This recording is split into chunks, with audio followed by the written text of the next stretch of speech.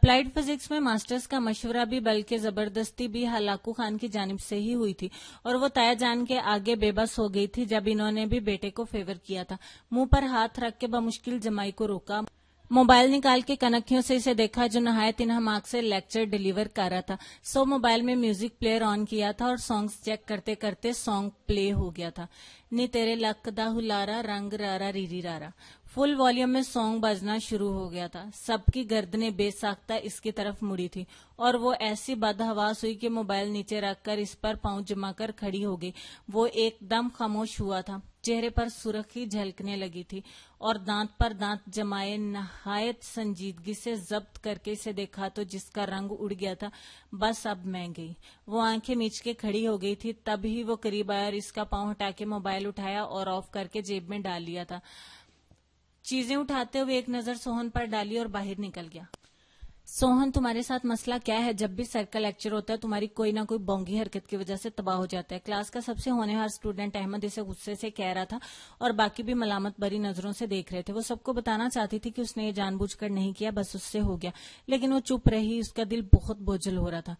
چلو جی، جان چھوٹی چھٹی سے اور پڑھائی سے۔ وہ بے تحاشا خوش تھی اور آخری سیمسٹر بھی اپنے اختتام کو پہنچا۔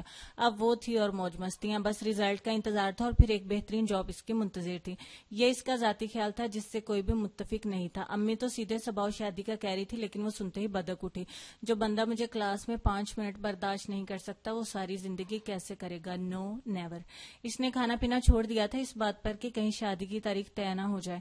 بڑے ابا کی مدد پھر کام آئی کہ جب وہ چاہے گی تبھی رخصتی ہوگی، لہٰذا اب علی کی شادی ہو رہی تھی۔ علی کی بات اپنے ماموں کے گھر طے تھی، بس اب وہ تھی اور شاپنگ۔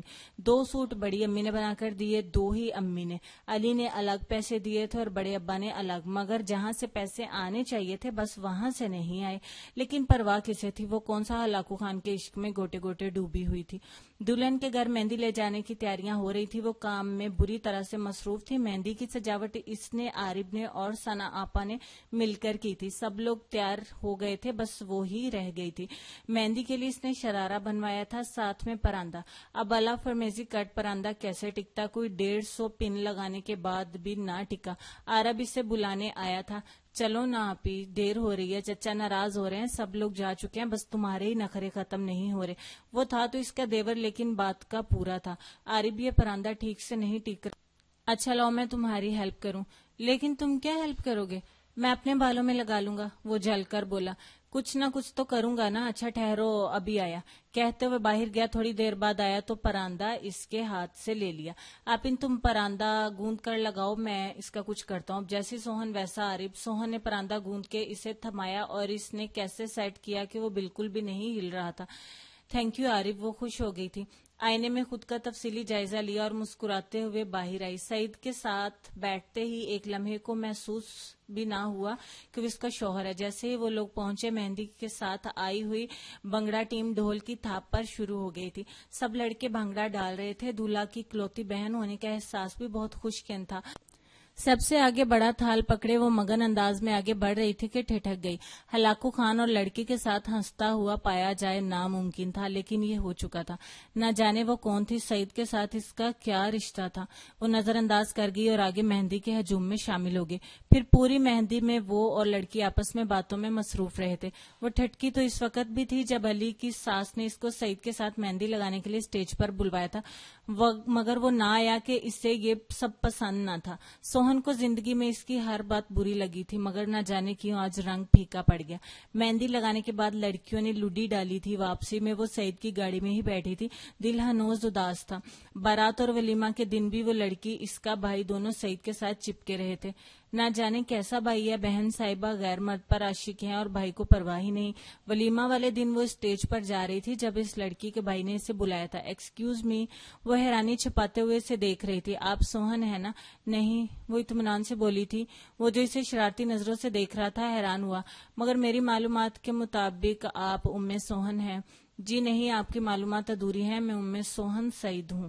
اس نے فخریہ کہا تو مخاطب کا کہکا چھوٹ گیا۔ جی میں جانتا ہوں آپ کے بارے میں، اور آپ سے متعلق جتنی معلومات میرے پاس ہیں سب کی سب درست ثابت ہوئی ہیں۔ وہ ہنستے ہوئے کہہ رہا تھا، آپ کو میرے بارے میں پتا ہے لیکن میرے میاں کے بارے میں نہیں، میں ان کی بیوی ہوں جن کے ساتھ آپ کی بہن کھڑی ہے۔ جی؟ وہ حیران ہوا۔ جی آپ وہ چل دی۔ اسے اپنے پیچھے کہکوں کی آواز بخوبی سنائی دی۔ پھر اس نے کئی بار اس لڑکے کو سعید کے پاس دیکھا اور سعید کو بھی سنجیدہ نگاہوں سے اسے دیکھ رہا تھا۔ یا اللہ، اب میں نے کیا کیا؟ یہ نظریں میرا پیچھا کیوں نہیں چھوڑتی؟ فنکشن اختتام کو پہنچا تو لوگ اپنے گھروں کو سدھارے اور دولہا دلہن سیر کو، اور وہ جو کسی ریسرچ انسٹیٹیوٹ کو جوائن کرنا چاہ رہی تھی امی ابو کے مذاکرات سن کر دھنگ رہ گئی تھی۔ ہلاکو خان نے فوراً سے پیشتر رخصتی کا شوشہ چھوڑا تھا۔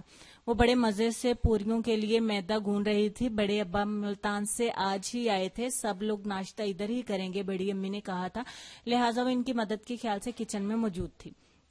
عارف کو اپنے ساتھ میوے کاٹنے پر لگایا تھا، مگر امی ابو کے زرعی خیال سننے کے بعد غصے کی شدید لہر اس کے اندر اٹھی تو اس نے میدے سے ہاتھ دھونے کی بجائے سیدھا سعید کے کمرے کا رخ کیا تھا۔ دھڑ کی آواز سے دروازہ کھلا تھا۔ وہ جو کھڑا آئینے میں بال بنا رہا تھا اس کا عکس دیکھ کر مسکراتے ہوئے پلٹا تھا۔ وجہ وہ خود نہیں، اس کا حلیہ۔ میدے سے بھرے ہوئے ہاتھ، کچھ چہرے اور بالوں پر بھی میدا لگا ہوا تھا۔ کندھے پر دسترخوان موجود تھا اور دوپٹہ کمر سے باندھ رکھا تھا، اور وہ بیچ دروازے کے کھڑی دونوں ہاتھ کمر پر رکھے غضبناک انداز میں سے گھور رہی تھی۔ کیا بات ہے؟ اس نے سوہن کے غصیلے انداز کو اگنور کیا تھا۔ بات یہ ہے کہ آپ کی ہمت کیسی رخصتی کا شوشہ چھوڑنے کی؟ وہ 2 قدم آگے آئی اور ہاتھ نچاتے ہوئے بولی تھی۔ سعید نے ایک نظر اس کو دیکھا اور مسکراہٹ چھپاتے ہوئے بولا، کبھی تو رخصتی ہونی ہے نا، تو اب کیوں نہیں؟ اس لیے کہ میں اتنی بور لائف آپ کے ساتھ نہیں گزار سکتی، لائف بھی ایسی جس میں محبت ہی نہ ہو، بس استاد شاگرد کا وجود ہو۔ وہ چمک کر بولی تھی۔ اچھا تو تم کیسی لائف چاہتی ہو؟ سعید نے سنجیدہ انداز اپنایا، جو اب سوہن کے خوابوں کی زبان مل گئی تھی۔ ایسی لائف جس میں خوشی ہو، رنگ ہو، پھول ہو، خوشبو ہو۔ میں جانتی ہوں میں آپ کو اچھی نہیں لگتی، ہمارے نکاح سے پہلے آپ کا واویلا میری نگاہوں سے چھپا نہیں تھا، لیکن میں کچھ نہ کر پائی۔ آپ کے اور میرے مزاج میں بہت فرق ہے، لیکن بڑے ابا نہیں مانے۔ میری ہر بات میں آپ کو بچپنا محسوس ہوتا ہے، ہر بات بری لگتی ہے۔ میں کند ذہن ہوں اور جاہل بھی، سب کچھ آپ جانتے ہیں، پھر بھی رخصتی سمجھ میں نہیں آیا آپ کا یہ سارا ڈرامہ۔ وہ بہت بولڈ اسٹائل میں بولی تھی۔ وہ جو اس کی جانب ستائشی انداز میں دیکھ رہا تھا مسکرا دیا۔ گڈ، تمہیں بولنا آتا ہے اور اتنے بولڈ انداز میں، ویری گڈ۔ میں جانتا ہوں اور ایسا ہوا بھی ہے، میں نہیں چاہتا کہ میری شادی تم سے ہو، وجہ تمہارا کم عمر ہونا تھا، پھر تمہارا نان سیریس انداز، یہ سب کچھ میں اپنی لائف پارٹنر میں نہیں دیکھنا چاہتا تھا۔ ایسا نہیں کہ تم مجھے ناپسند تھی، بس تمہاری بچگانہ حرکتیں مجھے غصہ دلاتی تھی، لیکن جب تم نے اسٹڈی کے لیے میری ہی فیلڈ کو چوز کیا تو مجھے اچھا لگا۔ مجھے پتا تھا کہ تم فائن آرٹس لینا چاہتی ہو، لیکن تم نے میری وجہ سے نیچرل سائنس پڑھی، تب تم مجھے اور اچھی لگی۔ جب تم نے عمر سے اپنا انٹروڈکشن کروایا تھا، وہ سنتے سنتے چونکی تھی۔ کب؟ کس سے؟ عمر کون ہے؟ وہی جس سے تم نے کہا تھا مسز سوہن سعید ہوں۔ سعید نے اس کی نقل اتاری تھی۔ ہاں، آپ کو کیسے پتا چلا؟ وہ حیران ہوئی تھی۔ اس لیے کہ میں محترمہ کے پیچھے کھڑا تھا، میں خود تمہارا تعارف کروانا چاہ رہا تھا، لیکن عمر نے منع کر دیا تھا کہ میں خود پوچھوں گا۔ میرے بچپن کا دوست ہے، اس نے سوہن کو بتایا تو وہ ساتھ وہ لڑکی تھی۔ اس کے ذہن کے پردے پر ایک دم سے لہر آئی تو اس نے سوال کر دیا، وہ لڑکی کون تھی جو اس دن آپ کے ساتھ بڑی ہی بے تکلف ہو رہی تھی، بہت فرینک ہو رہی تھی؟ عمر کی بہن تھی نا وہ، اسی لیے میں نے اسے بتایا تھا کہ آپ کی بیوی ہوں، تاکہ وہ اپنی بہن کو بھی بتا سکے۔ وہ بڑے چپتے ہوئے انداز میں بولی تھی تو سعید نے نہایت غصے سے اسے گھورا تھا۔ تم کب بڑی ہوگی؟ اس میں بڑا ہونے کی کیا بات ہے؟ جو میں نے آپ سے پوچھا اس کا جواب دیں۔ وہ تفتیشی انداز اپنائے ہوئے تھی۔ او اللہ کی بندی، وہ مسز ہے عمر کی، مجھے اپنا بھائی سمجھتی ہے، آگے نا بیویوں والی جیلسی۔ اب سعید نے گہرا سانس لیتے ہوئے کہا تو وہ شرمندہ سی ہو گئی۔ تو آپ میرا تعارف کروا دیتے؟ وہ پھر ڈٹائی سے بولی تو وہ ہنس دیا۔ تعارف کروا ہی دیتا اگر جو تمہارا 2.5 گز کا پراندہ میرے منہ پر نہ لگتا۔ بہت غصہ آیا تھا مجھے تم پر، جو چیز استعمال نہیں کرنی آتی اس کو لینے کا فائدہ۔ مجھے پتا ہے پراندہ کیسے باندھا جاتا ہے، وہ عرب کے بچے نے صحیح سے سیٹ نہیں کیا تھا، اور آپ کو پتا ہے اس نے پراندہ کس سے لگایا تھا؟ UHU سے۔ میرے سارے بال خراب ہو گئے۔ وہ یاد آتے ہی روحانسی ہو گئی تھی، جبکہ وہ اپنا کہکا نہیں روک پایا تھا۔ وہ خدایا تم کیا چیز ہو سوہن! वो अभी भी हंस रहा था जबकि वो इसे देख रही थी। अपनी जिंदगी के इतने सालों में बहुत कम इसने सईद को यूं कहका लगाते देखा था। बिलाशुबा वो बहुत प्यारा लग रहा था। वो जो इससे लड़ने आई थी घबरा के पलटी। अच्छा एक बात तो बताओ, ये हलाकू खान कौन है भाई? इसने जाती हुई सोहन का बाजू थामा तो धक से रह गई। मुझे क्या पता। अच्छा सारे घर में बड़ा चर्चा है इस हलाकू खान का। वो बड़े मगन अंदाज में ड्रेसिंग पर रखे टेबल के परफ्यूम्स चेक कर रहा था। इससे पहले कि वो जवाब देती आरिफ की एंट्री हुई। वहां पूरियां खुद ही अपने आप को बेलकर खुद ही तेल में छलांग लगाकर आपको मिलके हार्ट पॉट में चली गई हैं। मैं जबकि यहाँ मियाँ बीवी का रोमांस ही खत्म नहीं हो रहा। क्या रोमांस? और तुम्हारे भाई के साथ? वो गुस्से से बोली। तुम्हारे भाई की शक्ल देखी है, हलाकू खान जैसे हैं। अच्छा तो तुम मुझे हलाकू कहती हो? सईद ने टेबल पर परफ्यूम पटका। आरिफ तो इससे रंग देखकर ही भाग गया जबकि सोहन काबू में आ गई। मेरी शक्ल हलाकू खान जैसी है तो अपनी देखो। वो इसका हाथ पकड़कर आईने के सामने ले आया। हुलिया हंसबे हाल था। पता है क्या लग रही हो? वो मुस्कुराया था और इसकी आंखों में झांका। क्या? वो कसमसा कर बोली थी। इसके कंधों पर बाजू फैलाकर वो बोला था, बिल बतौरी। क्या? वो चीखी तो सईद ने अपने कानों पर हाथ रख लिए। चलो एक तस्वीर हो जाए यादगार के तौर पर, खूब गुजरेगी जो मिल बैठेंगे हलाकू खान और मिसेस बिल बतौरी। वो इसकी नन्ही सी नाक दबाकर जेब में मोबाइल निकालते हुए बोला और फिर दोनों की मुश्तरका तस्वीर खींच ली। वो आंखों में पानी लिए हंस दी थी क्योंकि इसने सईद की आंखों में अपना अक्स जो देख लिया था।